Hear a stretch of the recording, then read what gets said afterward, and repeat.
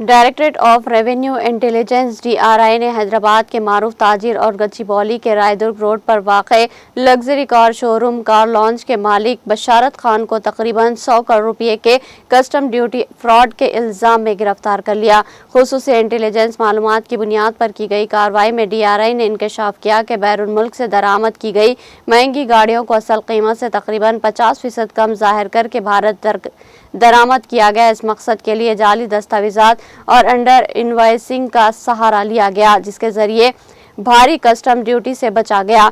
बशारत खान को सूरत में गिरफ्तार करके अहमदाबाद की खुसूसी अदालत में पेश किया गया। बशारत खान गुज़िश्ता 10 सालों से हैदराबाद में कार शोरूम चला रहा था। इब्तिदा में वो दरमियानी दर्जे की गाड़ियां फरोख्त करता था, ताहम सियासी ताल्लुकात बढ़ने के बाद उसने लग्जरी गाड़ियां दरामद करना और बेचना शुरू कर दिया। इसने कई सियासतदानों और VIPs को इन गाड़ियों को फरोख्त किया और इनके लिए पुरताइश पार्टियां भी मुनक्किद की।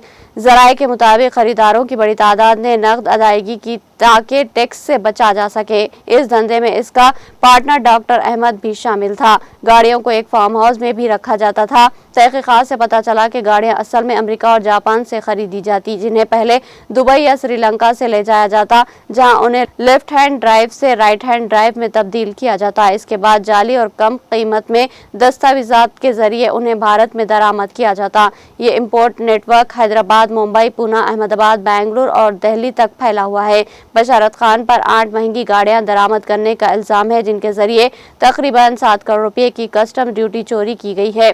अदालत ने इसे अदालती तहवील में भेज दिया। ज़राए का कहना है कि अब तक कम से कम 10 गाड़ियां बशारत से खरीदी जा चुकी है और DRI इन खरीदारों की शनाख्त के लिए मजीद तहकीकात कर रही है। शोरूम के अहाते में मौजूद वर्कशॉप में गाड़ियों की जदीद मॉडिफिकेशन भी की जाती थी। इस मामले की तफ्तीश जारी है और मजीद गिरफ्तारियों का इम्कान है।